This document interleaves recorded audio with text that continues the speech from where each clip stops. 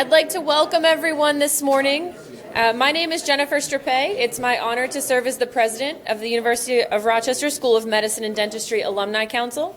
I received my PhD from the University of Rochester in 2016, and I'm really thrilled to be back here with you all for Meliora Weekend.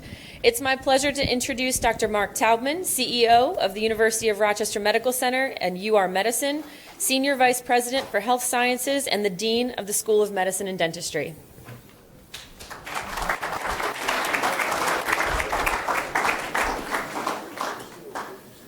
Well, thank you, Jennifer, and thanks all again for coming here today.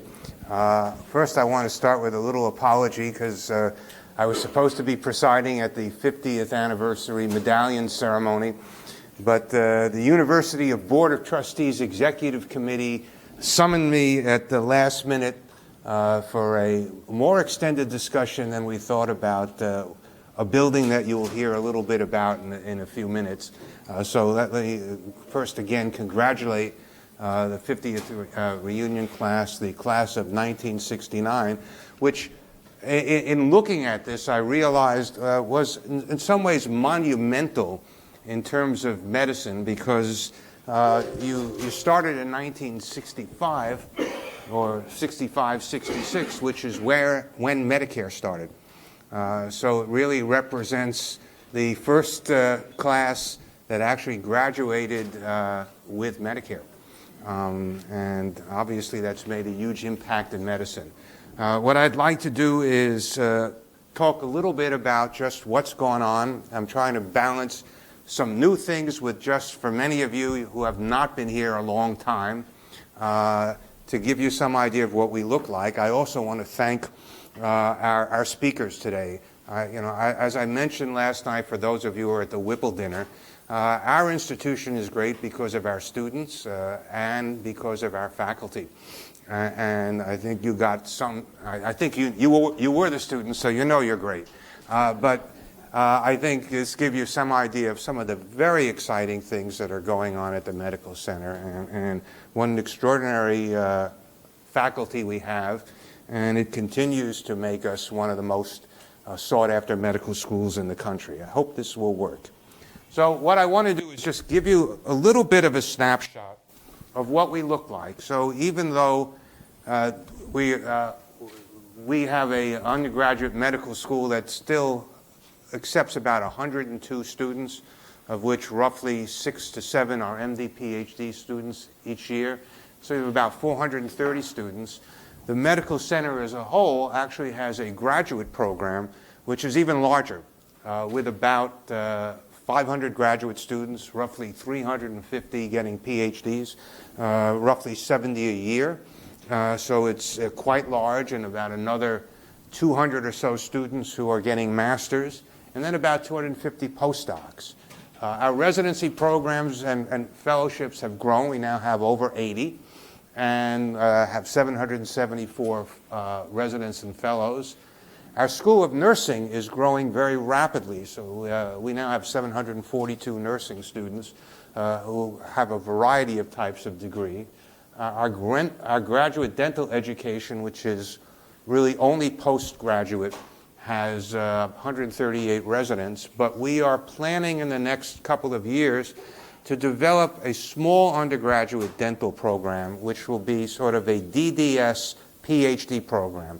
So it's not going to be designed to have hundreds of dental students, but to take really a handful, probably no more than 7, 8, who are coupled to taking advantage of our wonderful graduate program to get a PhD as well.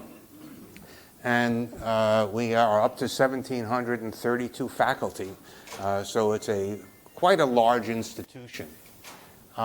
We had this year we had a bunch of new faces. We have 2 new department chairs, Colleen Fogarty, who is now the chair of family medicine, and Jennifer Harvey, who we recruited from Virginia to become the chair of imaging sciences. These are both replacing chairs who had actually been in their positions almost 20 years. As you probably know, people like it when they get here, so they tend to stay. And Marjorie Archer was recruited to be our next surgeon-in-chief. at the Golisano Children's Hospital and chief of pediatric surgery. We also had new senior associate dean for research in the School of Nursing, Sally Norton. Rich Libby, who's been in the Department of Ophthalmology, became our senior associate dean for graduate education. Martin Zand, senior associate dean for clinical research. And Bill Pasalacqua, who is retiring after about 30 years as the CFO of the medical school, is stepping down, and we recruited Gerard Mickles from the University of Chicago to replace him. He has spent almost the last 20 years at the University of Chicago working in education, so it's a very good transition for us. Medical school admissions, what can I say? Every time I look at this, whether it's my own alma mater, NYU, I look at it and say I never would have gotten in.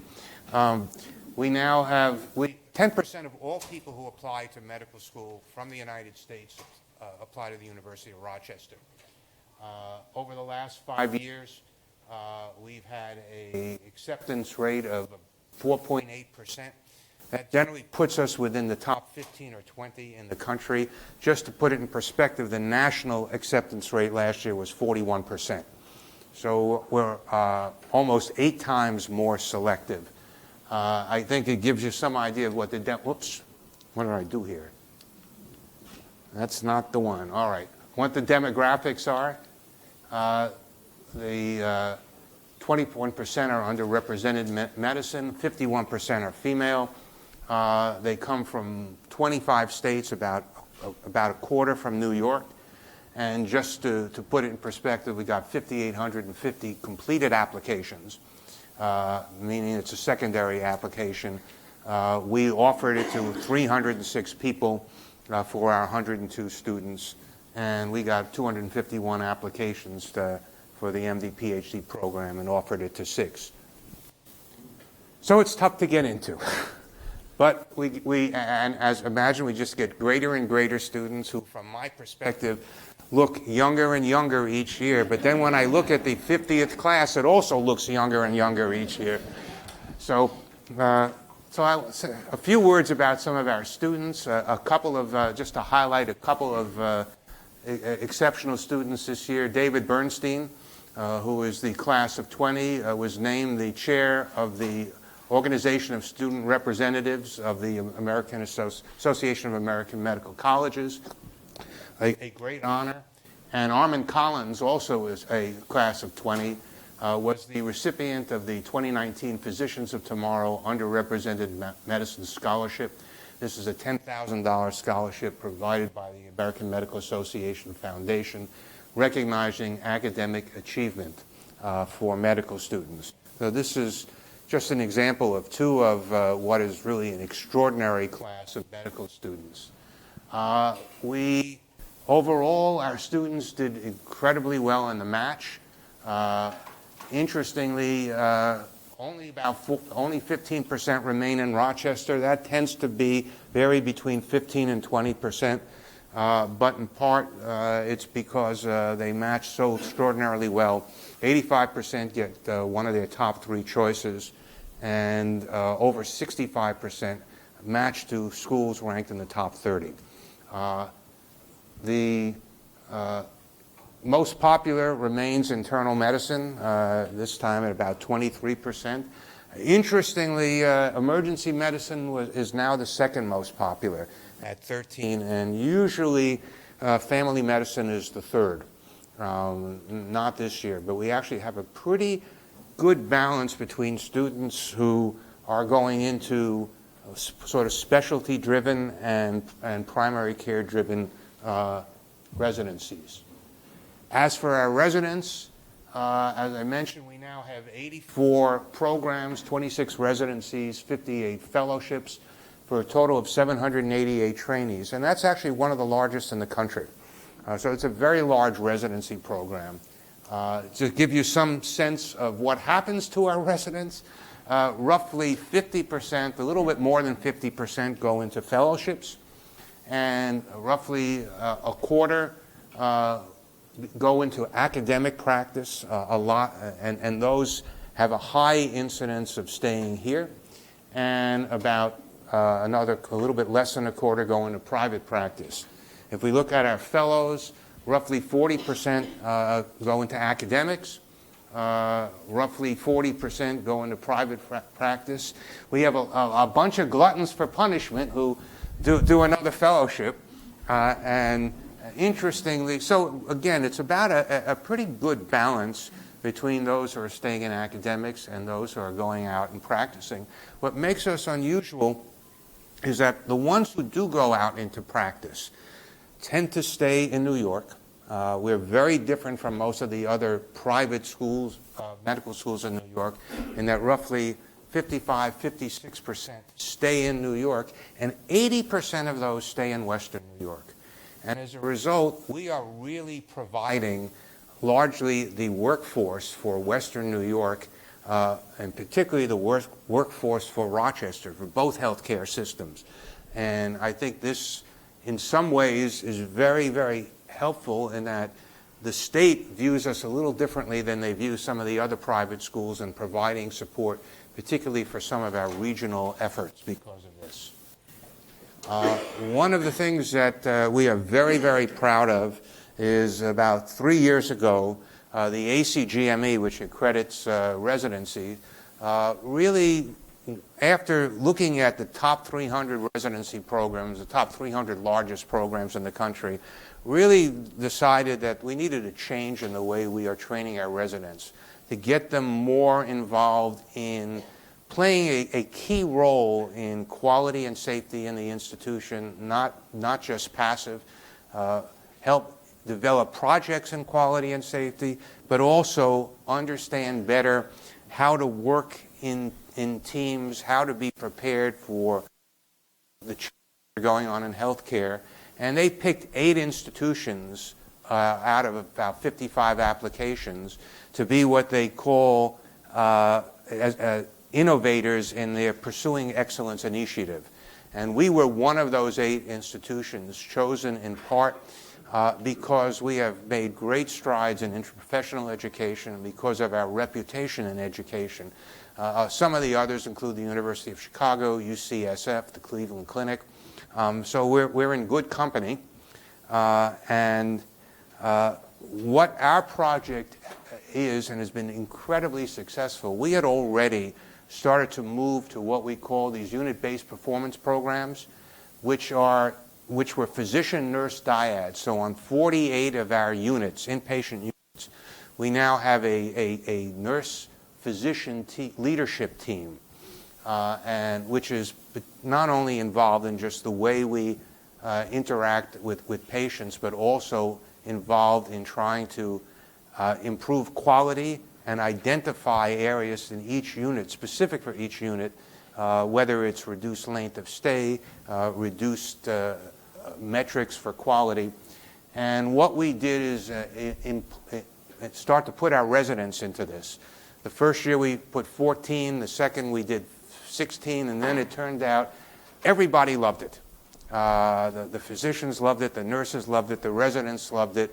So now they're all asking to be parts of that team to expand this to Highland Hospital, and we will have about 60 teams. What was interesting is a year ago, the ACGME came back for a routine follow-up because they're trying to understand this of the 300 sites. And what they told us at that time, we had 28 teams that involved the residents. They said you could absolutely, without knowing, you could tell the difference between the teams, the unit performance teams that had the residents and the unit performance teams that didn't. Even though they all have residents on the team, but the ones incorporated clearly look better. And we're starting to really see this in improved outcomes. So in our first 6 teams, we actually had significant reduction in length of stay and readmission rates, and that's sort of the holy grail. Can you reduce length of stay and at the same time reduce readmissions? And they're doing both.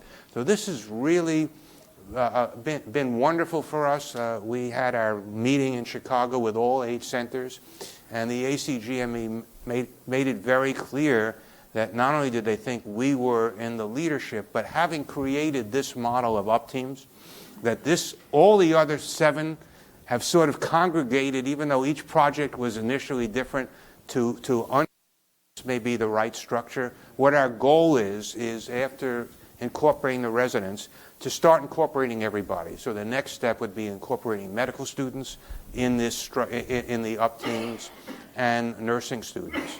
And again, one of the goals there, and one of the things we're asking all of these residents and students then to be doing, is to help us develop projects that improve quality and improve outcomes. And so to get them involved, not passively but actively. And they love it. One of the next steps in this project is to create a quality institute, which really builds on this foundation and is designed to ensure quality improvement throughout the system. In particular, we need to teach our faculty how to teach quality. We've all assumed we know it. How do we make sure that we're really training people to understand what highest quality care is and how to teach it? Moving to the graduate school, we get roughly 600 to 700 applications a year for graduate education. This year we took 63. The number we take partly depends upon the number of funded laboratories that are comfortable taking graduate students. As you can see, in terms of those who came, the majority now are female. 20% are underrepresented minority.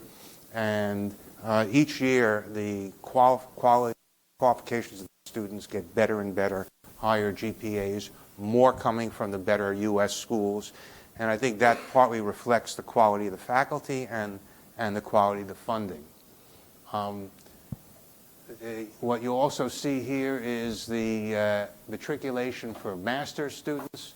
You can see that, again, we get a lot, and you can see that the number of offers and the number of students that actually we're accepting is greater. We have more and more new masters being developed by various departments. In 2012, we established this for innovative education, and this was designed to really take advantage of something that's very special about the University of Rochester. We're all on one campus. I've been in 5 medical centers. It's the first time I can walk across the street. And it gives us a lot of opportunities. We're right across the street with the School of Nursing, and we're integrated. It's a single system. The university owns everything. We've got an education school across the street. We've got a business school across the street. We've got a dental center. So what we did was create this institute with the idea that we would try to more coordinate our learning. And there are a lot of reasons to do this, one of which is as we develop new technologies, as we have new demands on us, how do we make sure everybody knows it? How do we make sure it's not just trickle down and we're training, or trickle up? We're training 400 medical students and waiting until they become faculty. What do you do when you have to put everybody on an EMR? So what we're trying to do is create a center in which we can start to create curricula that are spread across the whole institution, that allow us to do a lot of simulation. So we have a lot of simulation programs now that we do jointly with the School of Nursing, with the residents. So this is, one of the reasons we got this Pursuing Excellence from the ACGME was because of this center, because they saw us already as having the infrastructure to get everybody involved in initiatives. And this is not only important in clinical medicine, it's increasingly important in research. I think what you got a sense from some of the talks today is research is a team sport. And it involves our data science center, it involves clinicians, it involves PhDs. And so again, how do you create a center that can really take advantage of this?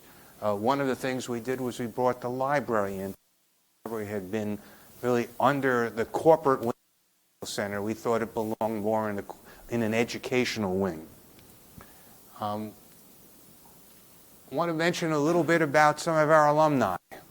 So we had some highlights this year.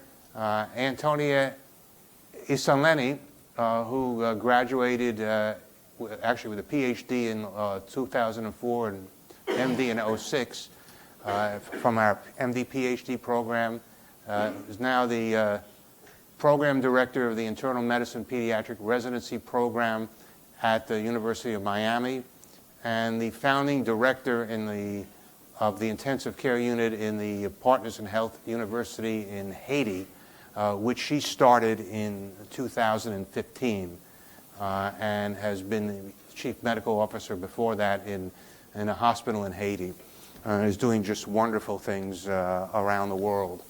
Eric Topol, the class of '79, who published a book this year, Deep Medicine, which is making a lot of waves related to now he is director of the Scripps Research Translational Institute, and actually was one of our graduation speakers in 2011. And Phil Pizzo, who is currently the head of the Health Affairs Committee and on the University of Board, a graduate of the class of 1970. We just found out about this about a week ago, so we added the slide. The John Stearns Medal for Distinguished Contributions in Clinical Medicine at the 2019 New York Academy of Medicine. Moving from education to research, this will give you some idea of the size of the research enterprise here. We have about $250 million of funding, roughly 2/3 coming from the NIH.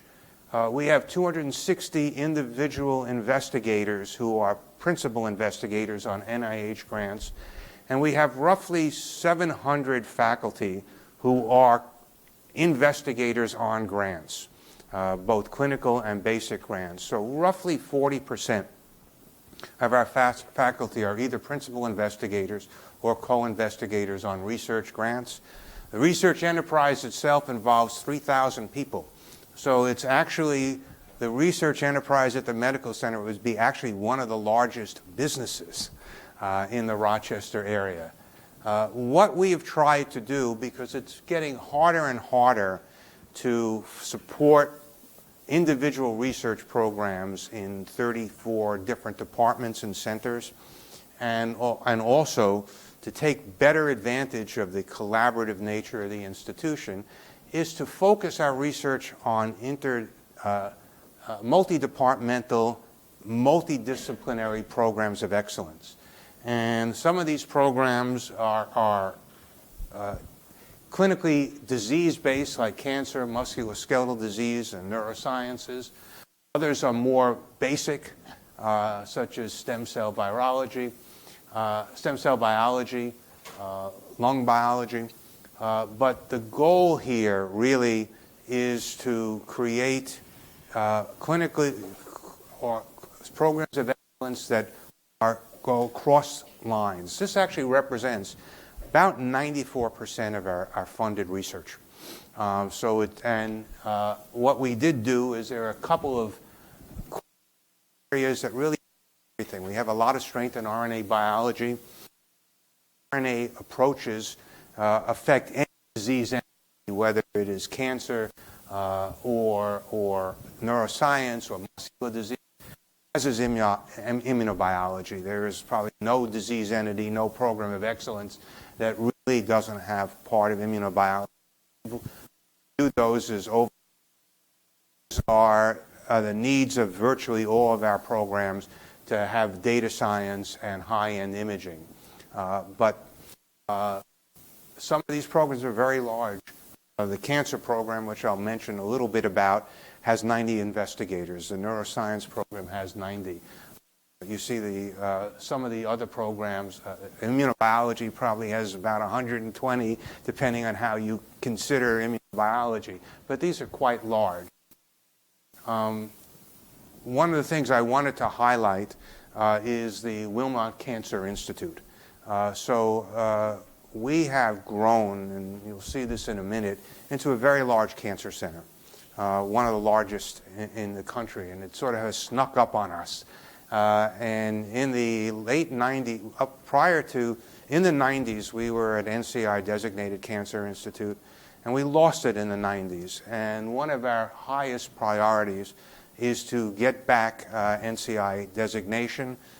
So we have created, this is one of our programs of excellence.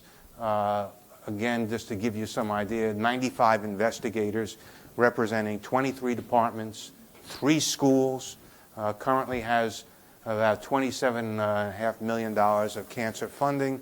So it's about a little bit more than 12% of all of our funding.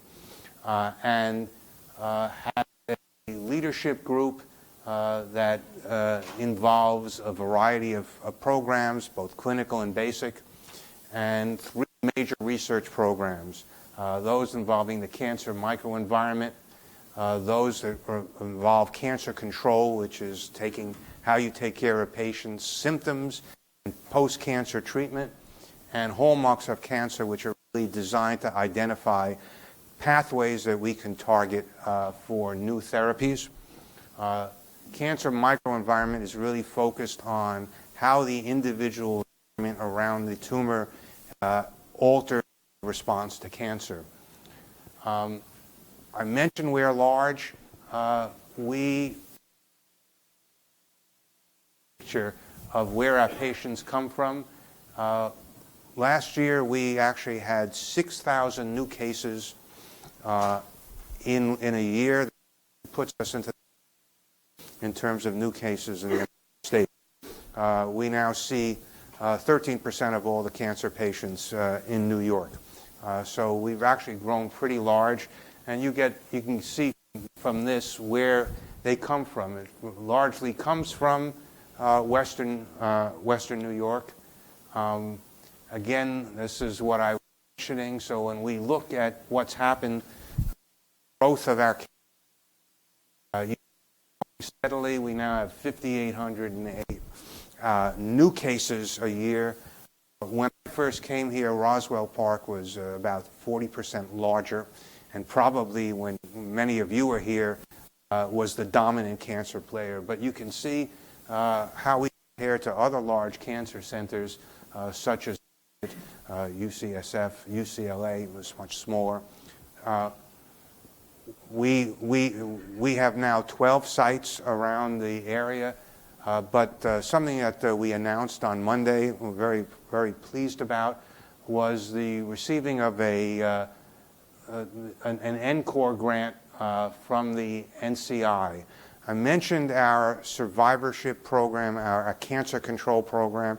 We have been really a leader for a long time in this concept of survivorship. We actually are the place that really defined how one treats cancer-related nausea, and really have always been in the leadership there. We've taken the leadership recently, and one of the reasons this got expanded, we took the leadership in understanding the role of exercise in treating patients for cancer, both in terms of treating people when they're having the side effects of chemotherapy, the role of exercise in preventing peripheral neuropathy, for example, but also the use of exercise and other approaches to treat patients after they've had their chemotherapy and are surviving, to really get them back into health and maintain their health.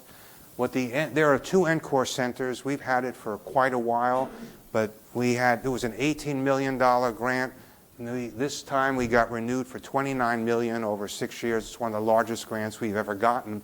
And part of this is to take this program of cancer survivorship and act as the hub for survivorship programs around the country. So I think it's important to realize that's where we are, and this is the network that we are being asked to coordinate.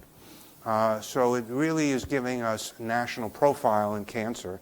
And another reason why I think it's one of our major initiatives is to get NCI designation. I want to mention a few other awards. Very recently, we received a $10 million, two grants to treat rare neurologic disorders, a Department of Defense grant to study early intensive behavior intervention in children with autism, an $8 million grant from the NIH to study muscular dystrophy. We really have been one of the leaders in neuromuscular disorders for many, many years. We were awarded a Udall Center of Excellence in Parkinson's research, led by Ray Dorsey. This, again, is an area where we have national prominence. Interestingly, we did get a joint grant with Roswell Park to study flavored tobacco.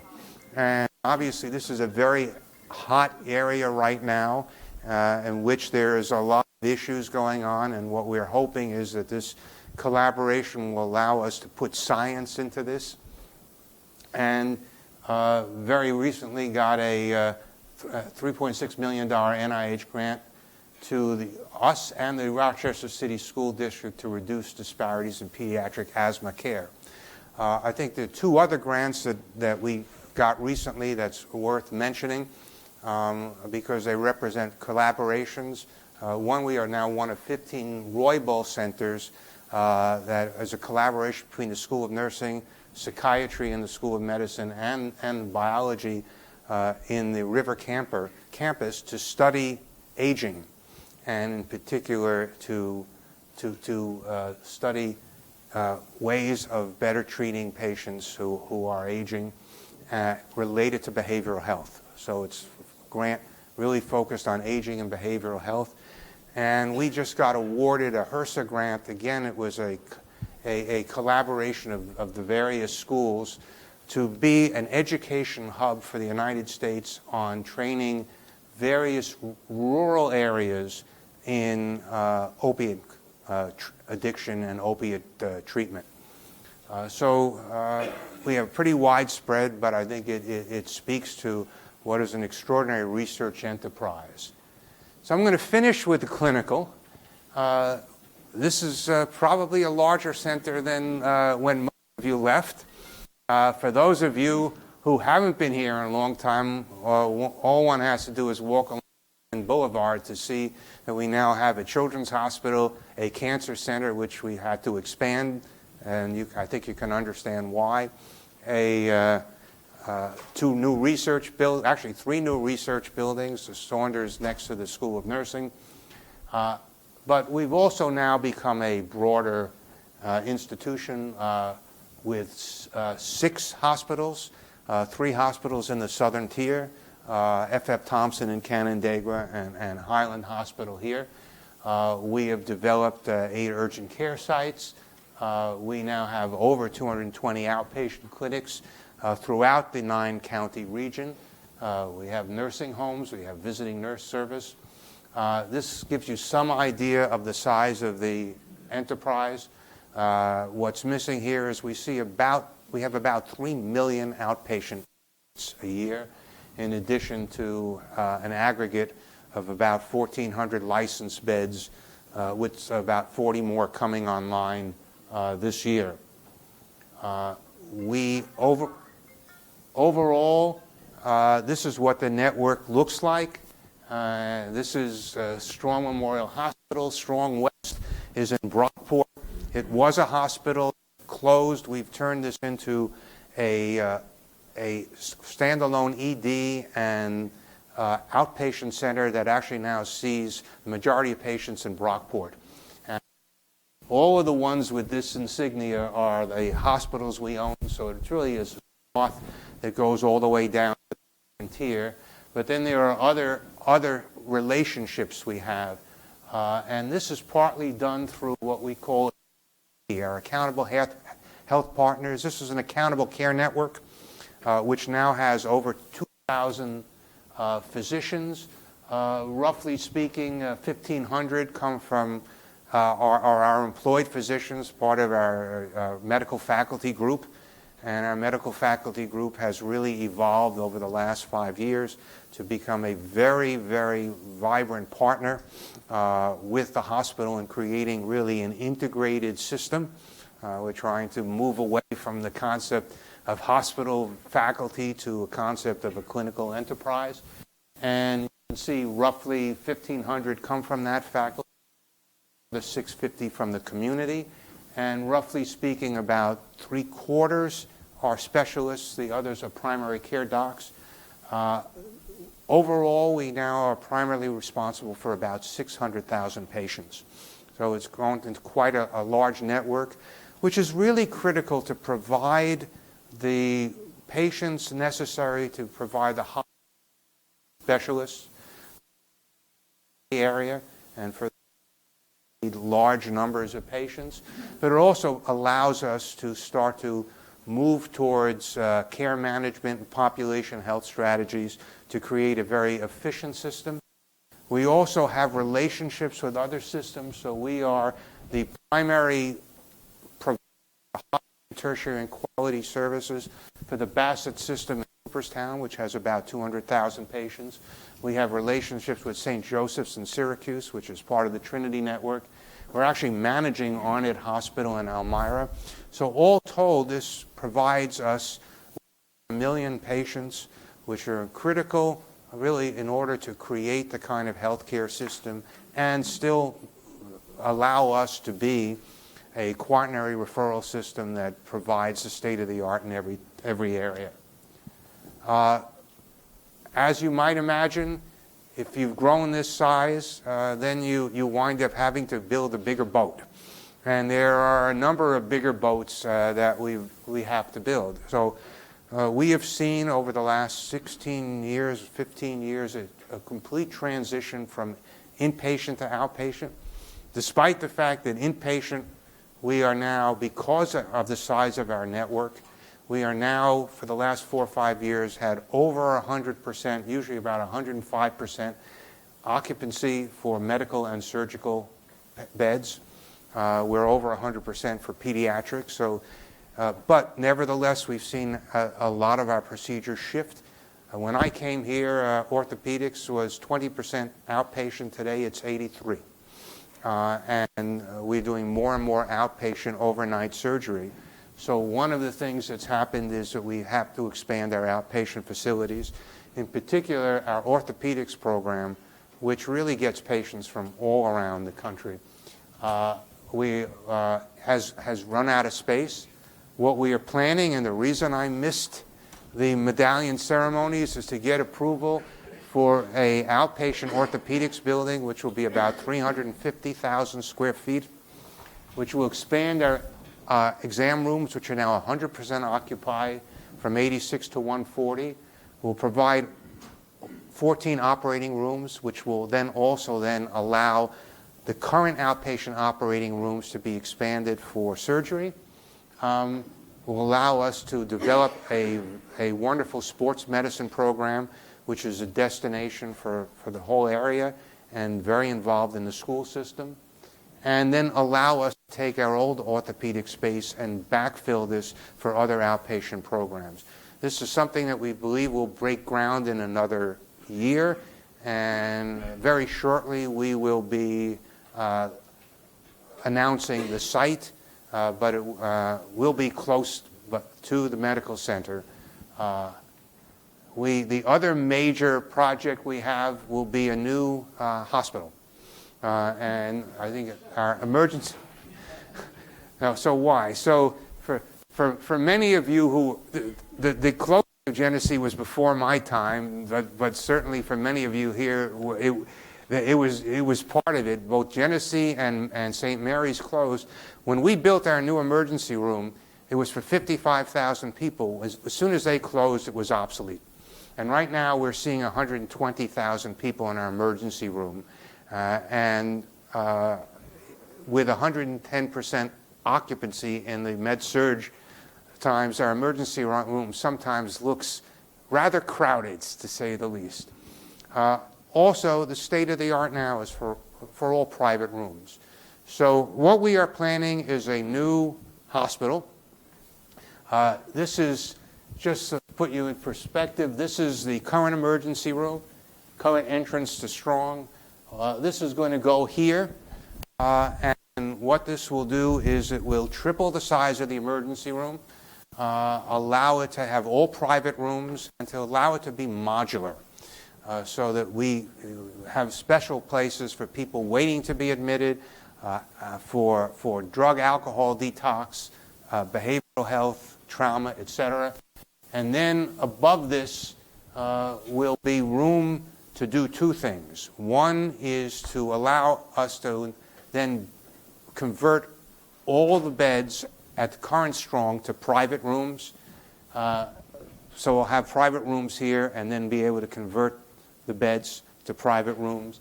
But we'll also allow us to potentially expand to about another 100 beds if needed. And these are going to be staggered. We believe the orthopedic building will break ground next year. We have a lot of projects over the next 2-3 years to do, including some expansion of the emergency department right now, which will need to happen before we start to put a hole in the ground for this building.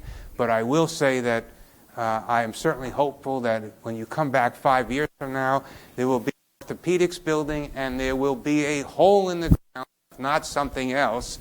If the faster we can do, the better for a new hospital.